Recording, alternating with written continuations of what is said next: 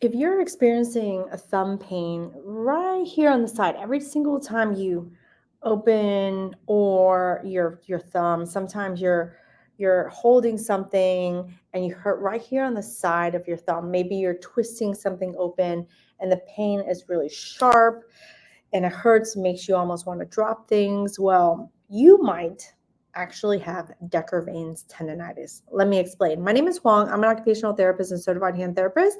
I'm going to share with you how we here at Hands On Therapy Services effectively treat Quervains tendinitis. Now, if you look this up online, you're going to see that if you're trying to avoid surgery, they're going to offer you a splint, pills, and of course, injections. But there is side effects to pills. Plus, they're not that effective. And then injections, there's definitely side effects to injections. So if you're looking for solutions where you're not having to take pills all the time, you don't have to wear a brace all the time, and you can actually avoid it getting so bad that you need injection, then I'm here to help. And I'm going to share with you a couple of things that we do at my clinic that can help get rid of Quervains tendinitis.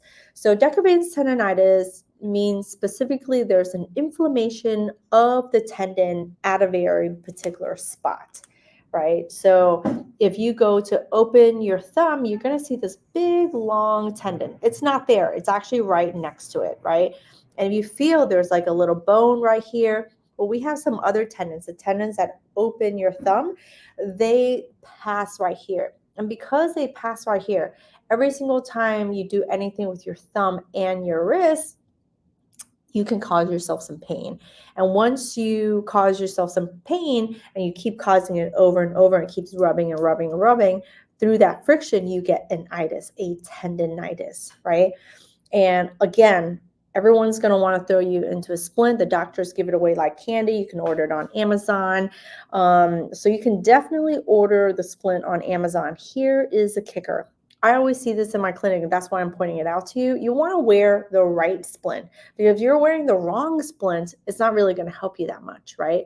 So Quervains tendinitis, because the tendon belongs to the thumb, tendons that go to big tendons that go to the thumb cross the wrist, you want a splint that's going to stop your wrist from moving, but also stop your thumb from moving.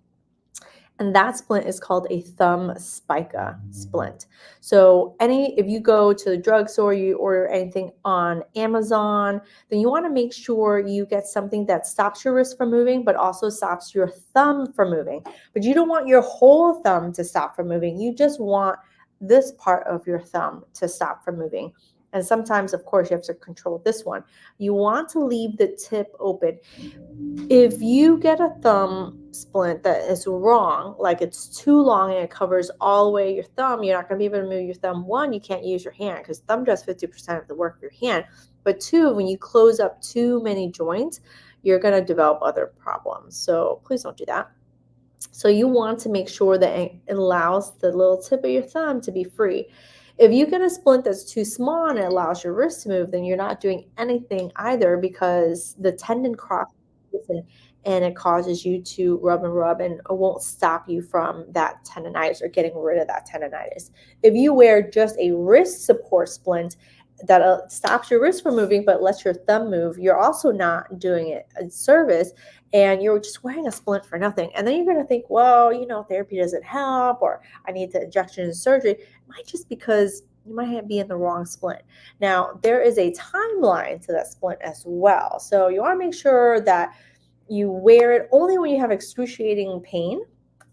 Sometimes there's a buildup and you have like pain all the time. That's the best time to wear it, but you don't want to be stuck wearing that splint all the time. So there is a timeline in which you want to get rid of that splint. And usually I say no more than 4 weeks.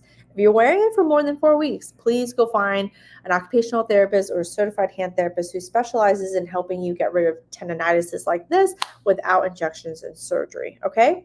The other thing that I recommend is I actually don't think that medications for tendinitis is help, just because I've had tendinitis in a lot of different ways, and you just popping those Advil, you're popping Aleve, those things come into your stomach and have to go through your whole body, but your inflammation is only right here. So it doesn't always really help. So One of the things that we do, if you were to come into my clinic, and again, hands-on therapy services is located in Miami, but one of the things that we want to always determine to ensure that we can get rid of Quervains tendinitis is that you have to know that you actually have tendinitis there and not other problems. Other problems could be that a bone type of issue, or maybe your joints is too, what we call sublux, it's too loosey goosey. So your thumb might be falling into your palm a little bit, and that could cause some rubbing.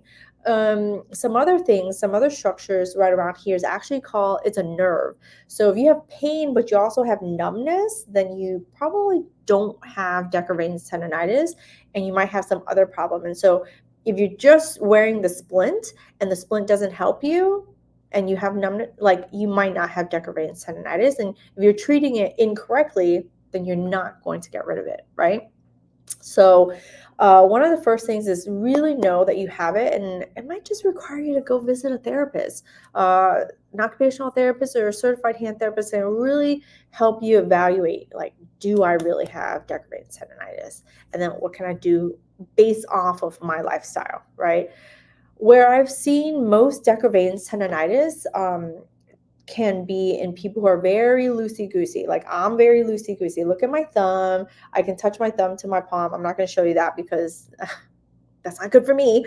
But if you take a look at my fingers, they go way back. My elbows go back. So sometimes I tend to see it in women more than I see it in men.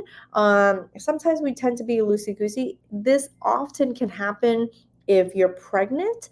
This can happen after pregnancy when when your hormones are still changing, and it makes you even more loose jointed than you were before. Grabbing that baby, picking things up, doing more stuff with your hand that requires you to have a big grip and then move your wrist in some ways, can cause some Quervains tendinitis.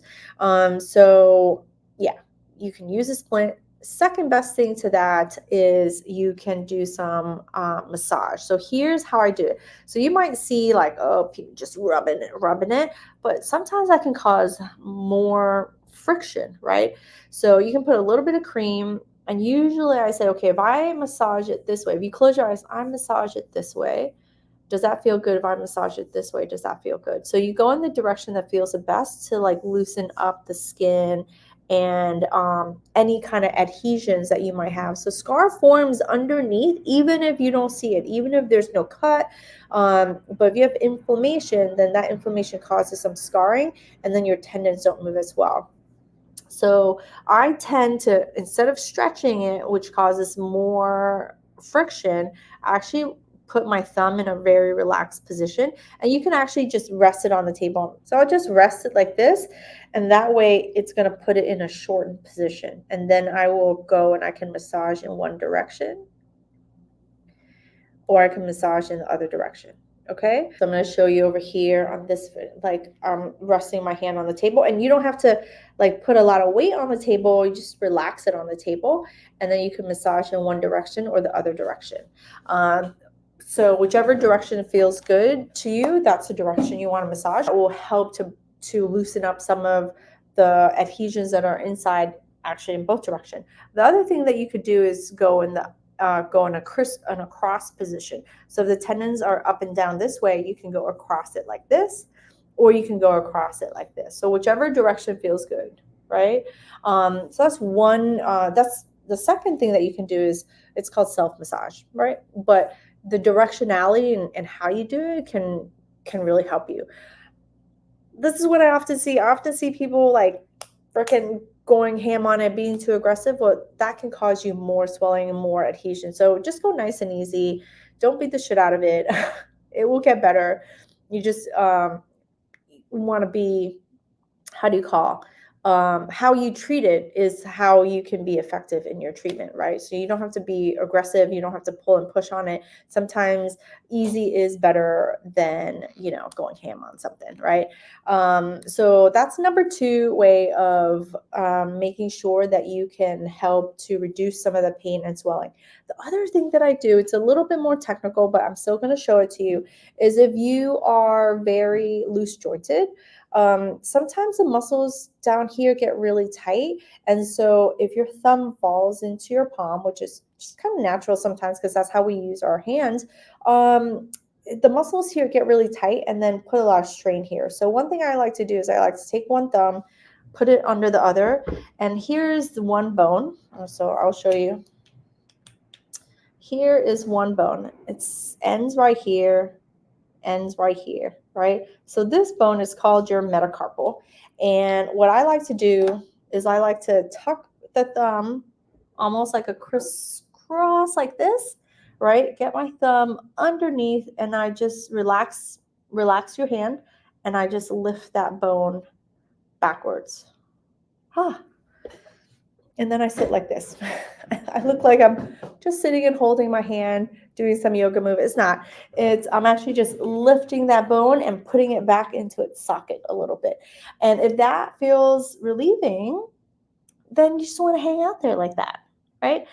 What happens sometimes if you have DECA veins in one hand, you might also develop in your other one based off of, when you develop it. Like, so sometimes if you're a new mom, you can get it, and if you have it on one, you might have it in the other. But if you only have it, if you have it in both, please go find yourself a therapist. Let them help you. It's possible to get help. Treat yourself. So get some therapy and make sure you can help both your thumbs, because thumbs do 50% of the work for you. And so if they hurt, like, you're losing a lot of function in your life.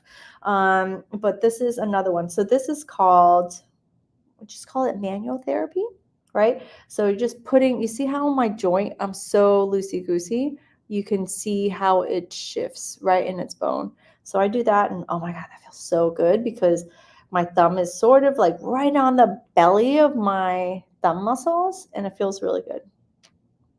Why shouldn't we do things that feel really good for us, right? So those are some ways that you can be effective in treating Quervains tendinitis. And it doesn't have to be hard. It doesn't have to be aggressive. Making sure you're wearing the right splint, making sure you're massaging in the right direction in the right way is really helpful. And then, of course, moving your thumb in the right direction also can help you get rid of Quervains tendinitis. I know sometimes they're like, just stretch it, but your thumb already goes into that direction a lot. So it might do better if we move it in the other direction and alleviate some of that pain. But if you've been dealing with it for like 3 or 4 weeks, it might benefit you to go to an occupational therapist or a certified hand therapist.